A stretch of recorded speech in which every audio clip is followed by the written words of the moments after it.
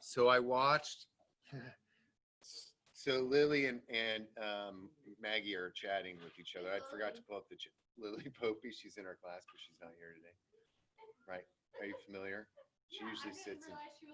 Who's Lily? Yep, she's a senior at Manchester.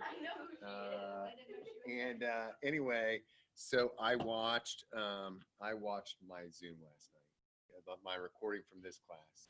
I don't know why, but I wanted to check like sound quality, and then I realized that I pace a lot, and so there's a lot of me just like moving in front of the camera. So Lily's like, why he keep walking back and forth? And then Maggie wrote, he's zooming. It is. That made my day, by the way. That made my day. All right. God, if I could just stay with you guys all day, it'd be a dream. All right, so here we go. So let's look at the first one, the water cycle. It's a pretty easy one. Okay, so we've already talked a little bit about the water cycle when we watched that movie, that clip from One Strange Rock, and we looked at like, you know, the idea of the water going into the plant, okay, going out of the plant, that's called transpiration. Going up into the atmosphere, that's the evaporation, right? And then going to the mountain, that's condensation, right? And that whole process, right? So heat is a huge factor in that. One thing that we didn't talk about is infiltration. Okay, so when I say the word infiltration, what do you think of? Yeah, breaking in, something like usually like penetrations. Yeah, I don't know where you were going with that, but. Okay. I'm gonna stop right now. I was.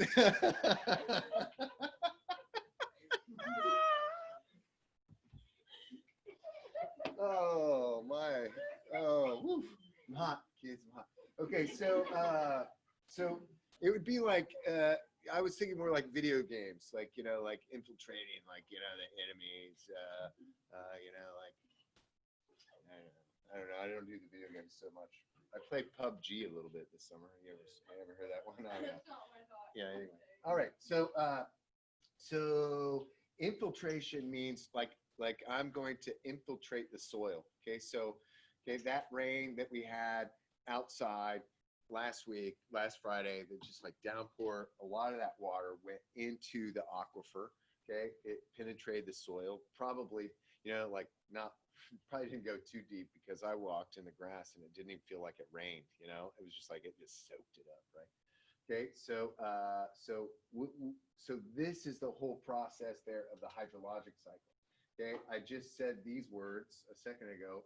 Okay, in that heavy rain, I didn't drive out in the country, but I guarantee there were some gullies. Okay, that were formed in the fields where the water doesn't know. Water always moves downhill, no matter what.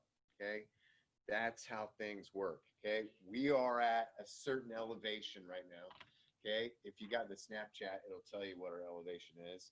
Okay, if anybody got the Snapchat, find us out what the elevation is. Is it also in that one app? I always forget this. The compass, right? Is it on the compass? I can never find it. Okay. Okay, I'm gonna see. So mine says 780. Yours says what? Yours says what? 785. Interesting. You should. Okay, so what's that mean? What's that elevation mean? That's from sea level, right? So when you're at the ocean, you're at sea level, right? So we're not like a mountain here in North Manchester, but like we're 780 feet above sea level. Okay, when it rains, okay, our water goes where? In the ground. Either in the ground, but where else could it go? Into the river. Okay, what river? The Eel River. Where does it go from the Eel River? The Wabash River. Where does it go from the Wabash River? The Mississippi. Where does it go from the Mississippi? Okay, Gulf of avocados. Yeah. Yes. Okay, so we skipped one. You're right. So we go from the Eel to the Wabash, to the Ohio, to the Mississippi, then to the Gulf. Okay, So does all the water in Indiana go to the Gulf of Mexico? No. Okay, where does some of the water go? Lake Michigan. Why in the world does some of the water go to Lake Michigan? I mean, like, that seems weird. That seems like water would be moving up, right? Instead of down. But that's not true. Why does it do that?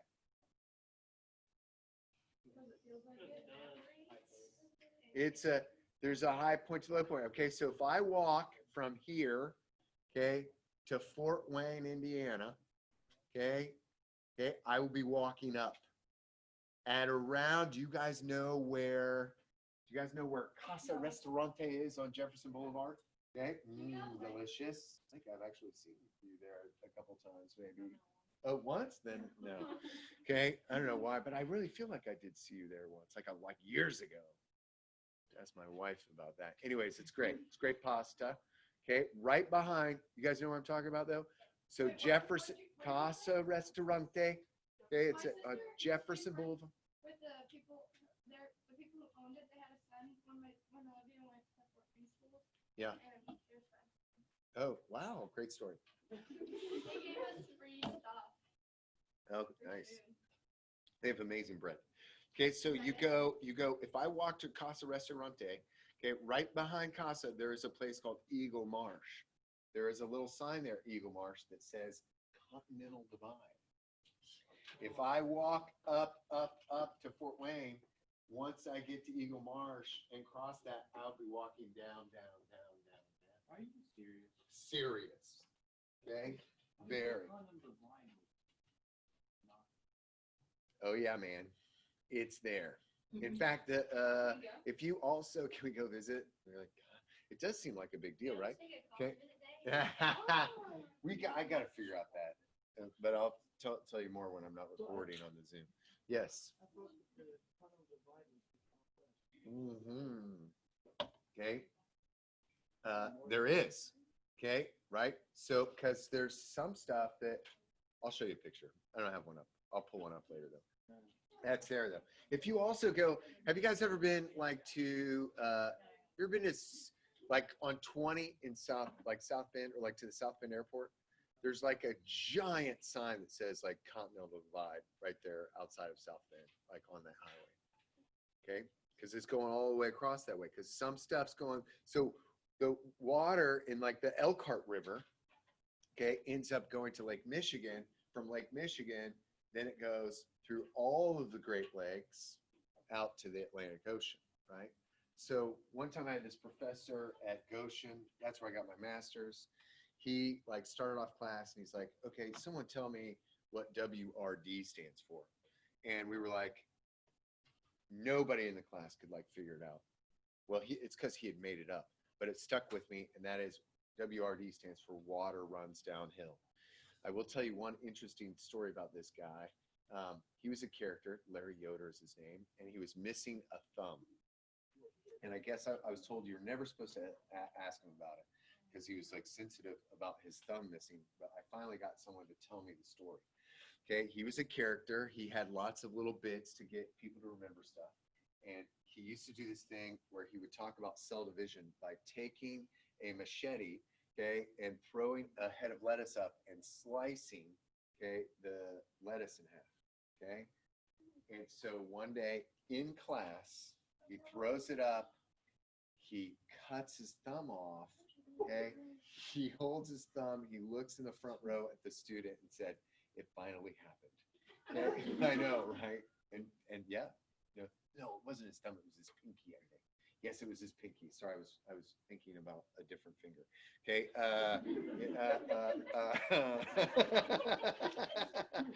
True story though, man. But you couldn't talk to him about it. It was just this tip. It was cut just the tip off, just the tip. Okay. There you go. All right. So okay. So I'm talking a lot about water. So in Indiana, when we had that crazy rain, okay, those gullies formed because it was too much rain. And it was trying to move downhill. Okay, all of our water ends up in the fields going to the Eel River, you're like, how does it eventually get to the Eel River if it's something like that? Well, there's tons of tiles underneath the ground. If we had X-ray vision of the ground, every single field in the state of Indiana has either clay tile or plastic tile underneath it. Okay, yes. So, I'm Dylan Brubaker. Yeah. Right? Yeah. I just got a new Chevy truck. Yeah. And he was pick me up to go get a futon. And farmer had dug out a trench to lay tile. Yeah. And they didn't put any signs up or anything. And he went, Oh. yeah. Did it ruin the truck? They fixed it. They ended up paying for it because they didn't have any signs. or anything. Oh, it's like on a highway. It was on his road. That's ridiculous. I thought you'd like it. I did. I So, cried 'cause I so couldn't we have ditches. Some people think that they're rivers, but they're not rivers. Okay, we have tons of ditches. Okay. I Hey, dude. Yes.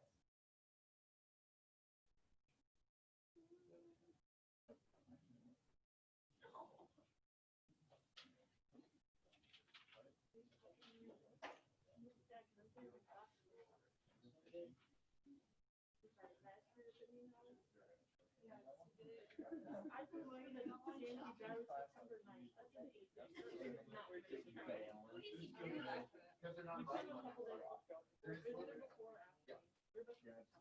Hey, can we see our sand real quick? Yeah. But let me finish this quick thought because I'll lose it. So there are tons of like, I've gotten into arguments. I got into this argument with this kid a couple of years ago, and he's like, I got a river behind my house. I go, that's not a river. He goes, yes, it is. And I said, no, that's a ditch. Okay, so that's a man-made ditch that's carrying water eventually to a river, to the Eel River. And then this kid wanted to fight me about it. So I called the county surveyor in Wabash, and I said, hey, is there a map of all the ditches in Wabash County? And she said, no, but I'll make you one. So she used ArcGIS, okay, to make a map of all the ditches. And that's this map right here. So if you ever want to look at the ditches and the names of the ditches in Wabash County, she made this. Yeah, ditches have names, man. This is the Ray Bechtel ditch, the Ora Kaiser ditch. It's usually named after whoever dug it, I guess. Yeah, pretty cool. Yeah, right. Yeah, good point. Okay, there was a request to see the sand. I'll check it here.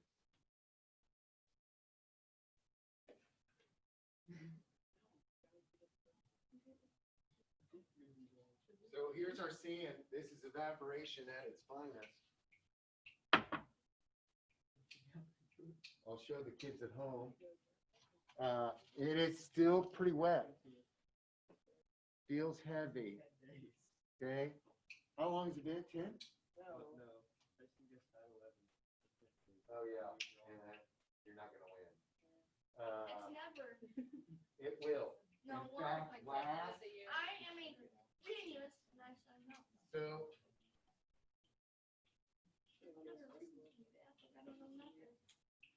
I know everything. So we'll see what happens. I got Avery Snyder sent me a message 2 days ago and said, hey, did our sand? She's like, what happened to our sand? And she said, did it all dry out? And I said, it did. And she said, what was the date? I was like, no clue. Okay, because we were gone, right? But it was sometime. What's that? Oh, but no, I didn't start hers until or theirs until second semester. Oh, okay. So yeah, it will. Yeah, we'll see. We'll see what happens.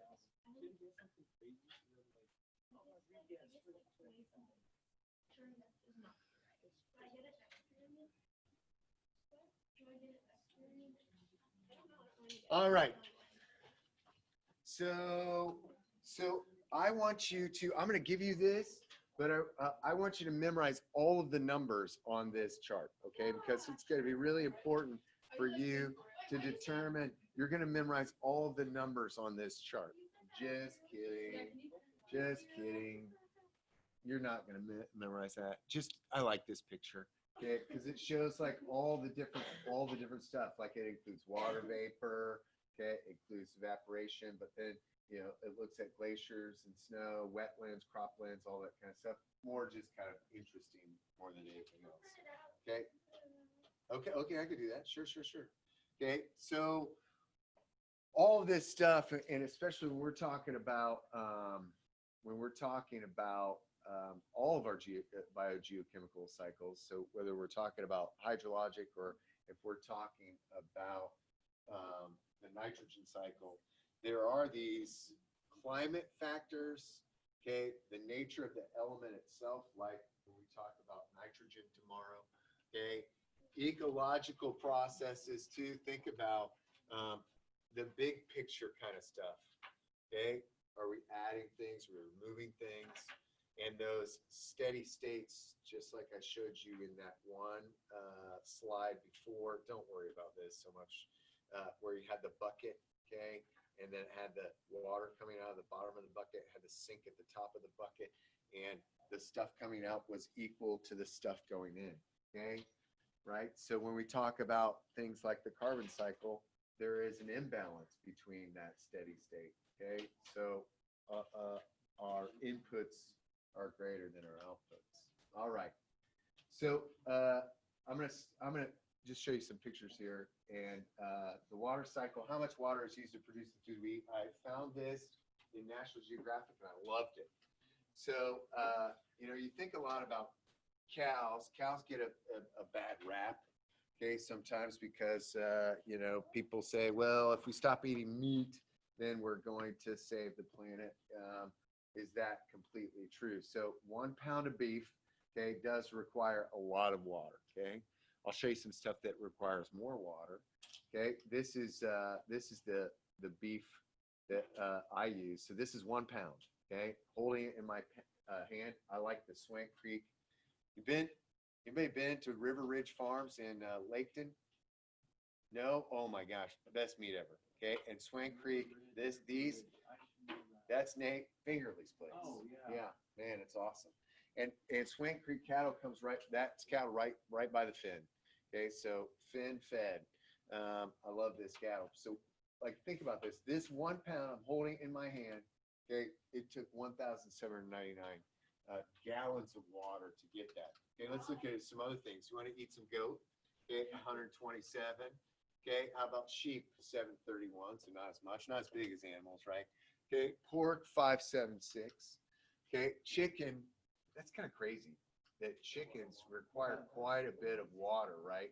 Okay, and that's from that feed, okay, and then with that additional water. Milk 880. Okay, look at this wine. Any wine drinkers in there? Okay, that's more than chicken for sure. Okay, how about beer? Okay, so if you're trying to save the planet, if you're trying White Claws, right? If you're gonna try to save the planet, get off the wine, get on the beer right now. Here's coffee.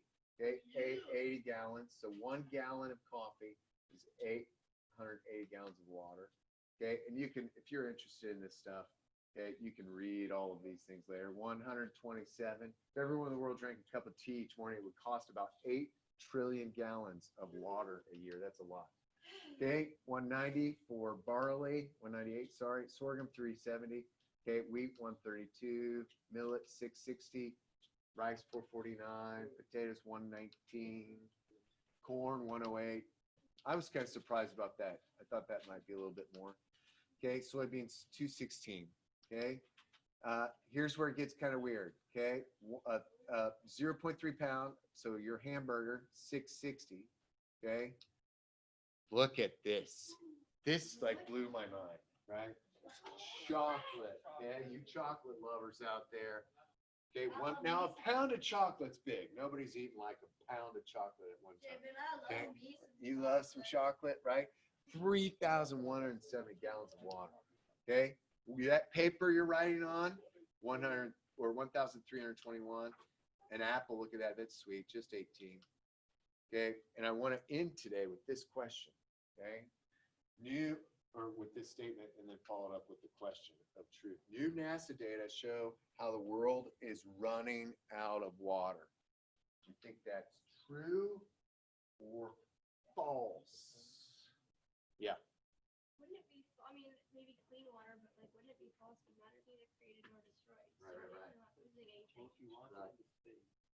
If we launch the Well, water. and then we you just get start- water pumping it into the atmosphere.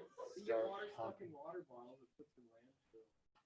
I mean, that's probably It's not still there, though. significant, but Yeah. Still, it's not going away. Okay. I like where you're thinking on that. What if we traded this headline into new NASA data show how the world is running Are out we of actually running on water? drinking water? Would that I think we change? could never run Would out of that water. change your thought if we added that one word? Drinking water. All right, we'll talk more about that tomorrow. Thanks for joining me today, both of Jake, you. I think we can never run out of water because rain. I like your thinking. Yes.